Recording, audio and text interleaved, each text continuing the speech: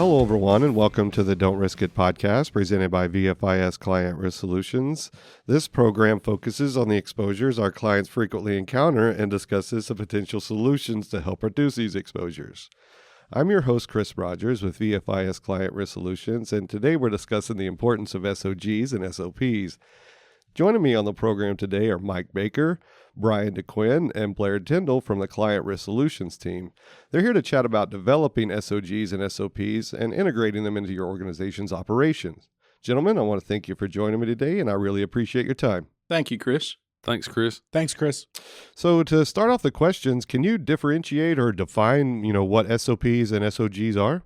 Sure, Chris, I'll go ahead and take that. So SOPs and SOGs are really your governing documents, if you will.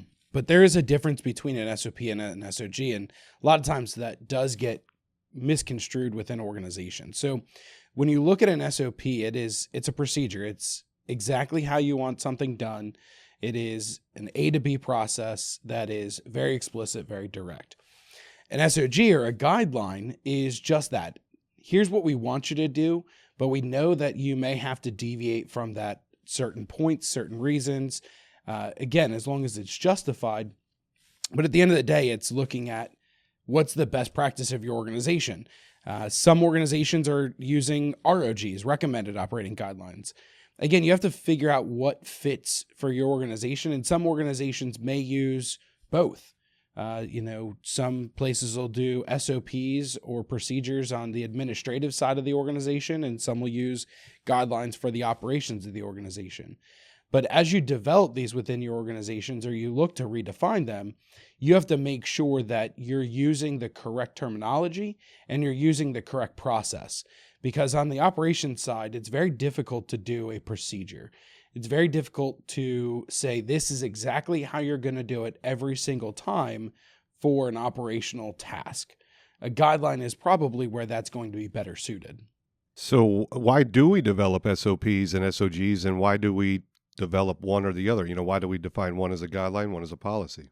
Chris, that's a good question, and Brian's hit on many of these points, and what it comes down to is an SOG or SOP is leadership's described procedure or process of how they want you to kind of accomplish or get to the end task, whether it's setting up the guidelines or parameters or guardrails, as we say, or whether it's a direct A, B, C, 1, 2, 3, here's how we do it. The general concept we use is it's your playbook for your organization. So these SOGs and SOPs are things that your folks who are doing the actual task or doing the job will get a firm understanding of how that should be accomplished based on leadership's thoughts and processes, how they want it to be accomplished.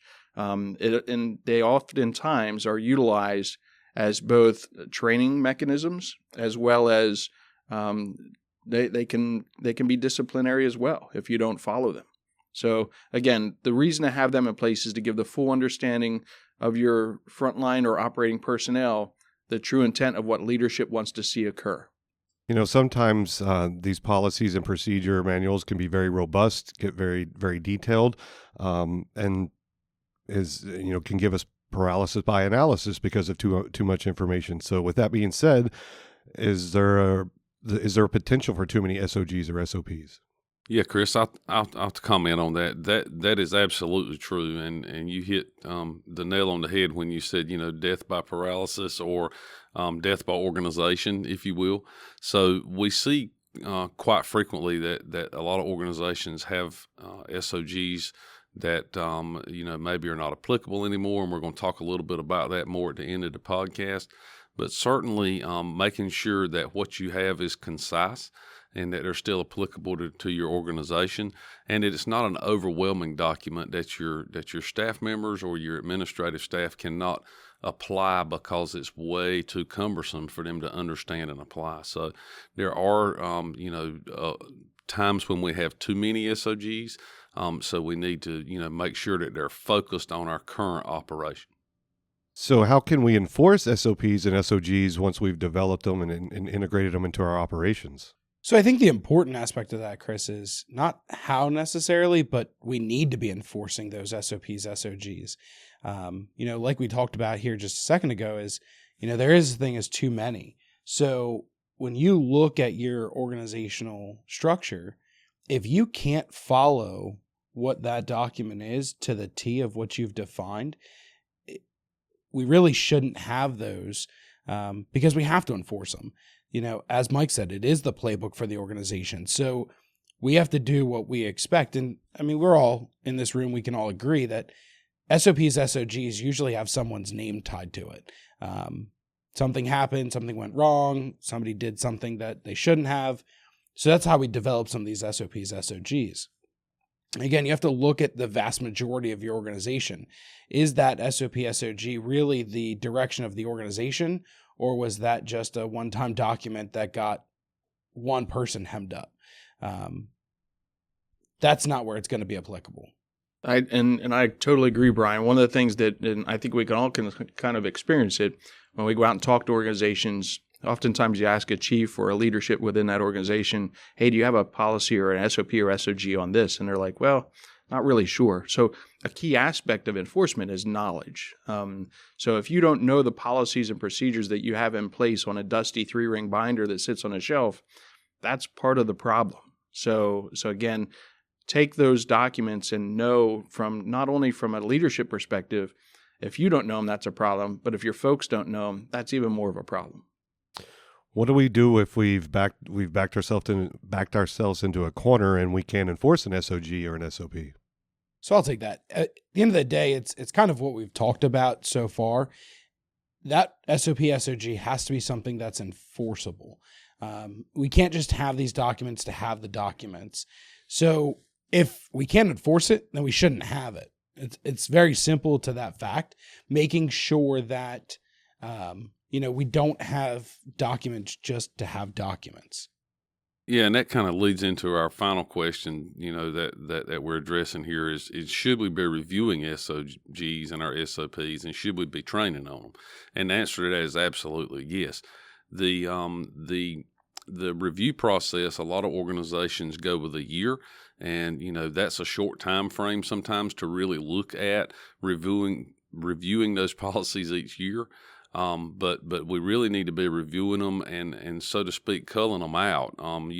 For example, we may have written an SOG at the beginning of the pandemic that, was really needed at that time and was really super enforceable, and you really wanted everybody to adhere to it. That SOG may not be applicable today. So if the situation has changed or the operation has changed, then we need to, get rid of those SOGs and replace them with something else if we can.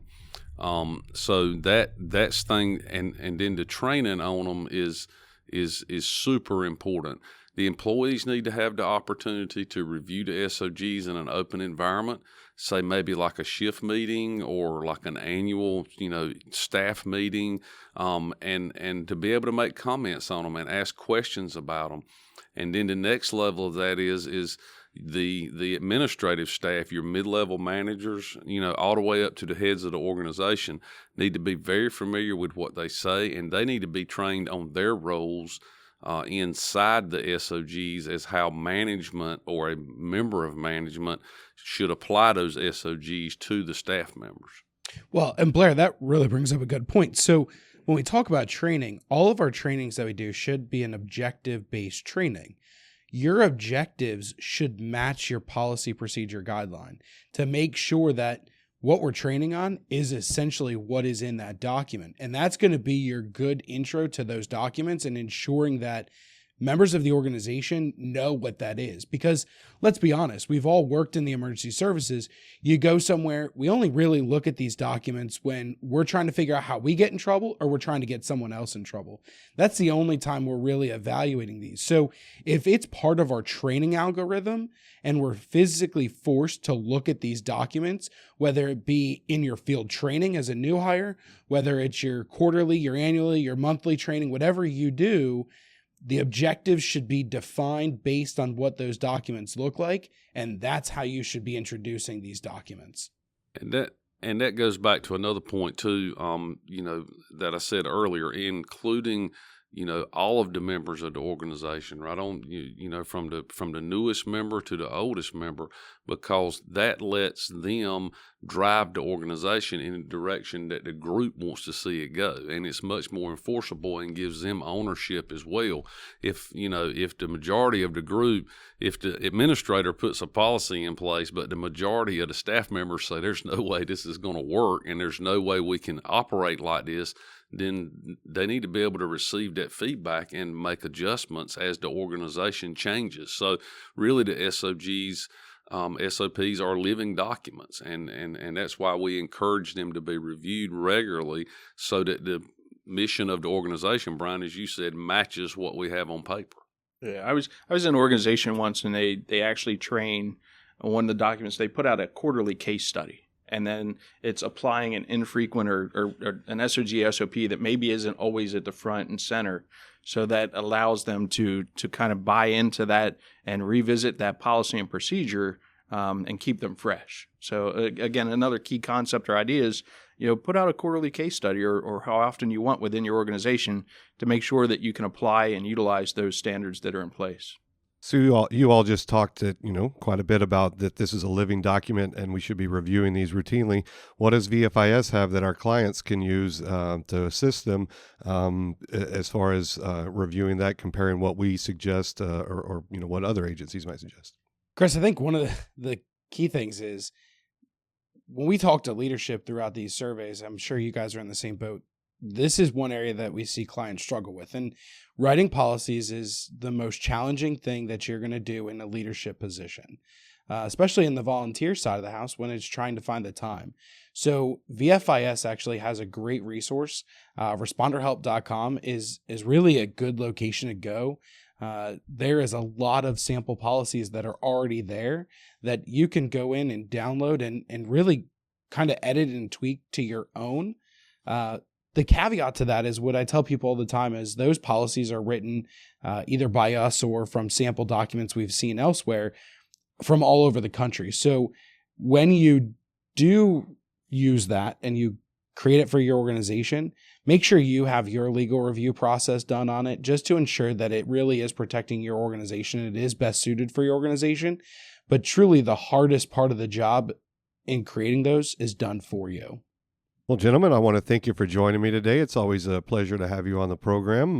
We'll reference any resources that we have available to help our clients out in this area in the description of the program. But I want to thank you again for joining me.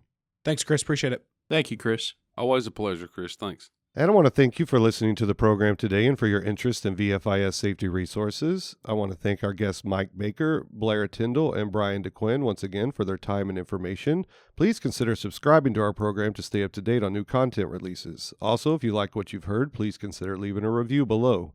For more information about the many resources available from VFIS, please visit VFIS.com. And to submit ideas for future discussions, please reach out by email at VFISriskcontrol@VFIS.com. Thanks, everyone, and have a great day.